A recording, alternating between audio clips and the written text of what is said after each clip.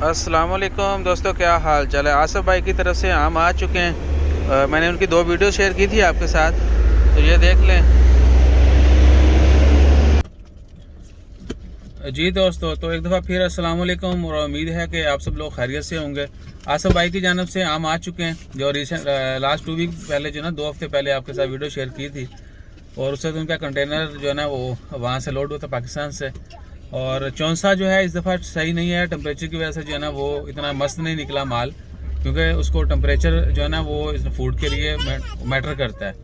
और आने वाले दिनों में चौंसा जो है जैसे ही आएगा मज़ीद जो है फिर आपके साथ वो भी शेयर करेंगे। अभी पड़ा है शॉपर में, लेकिन मैंने वो इसलिए नहीं दिखाया कि वो थोड़ा नरम हो गया है।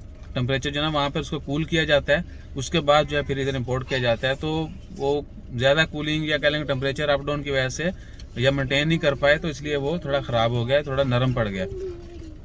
तो जैसे ही मज़ीद कंटेनर आएंगे चौंसे के, एक्चुअली क्या है कि चौंसा उनकी कोशिश होती है बाई एयर आए ताकि कम टाइम में पहुंच जाए और सही सलामत पहुंच जाए। तो वो भी आपके साथ शेयर करेंगे।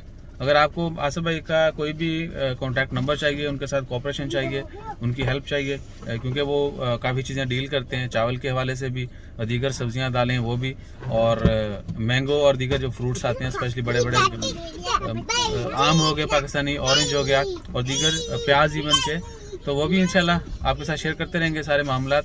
और किसी दिन उनका डिटेल जो है वो भी इंटरव्यू शेयर करेंगे कि कैसे जो है हम कारोबार कैसे स्टार्ट कर सकते हैं या कैसे कर रहे हैं वो। अपना ख्याल रखें, फिर मज़ीद डिटेल के साथ मिलते हैं जल्दी। दुआ में याद रखें। ईसा, ये क्या कर रहे हो बेटा? चलो अल्लाह हाफिज़ बोलो दोस्तों को। इधर अल्लाह हाफिज़ बोलो।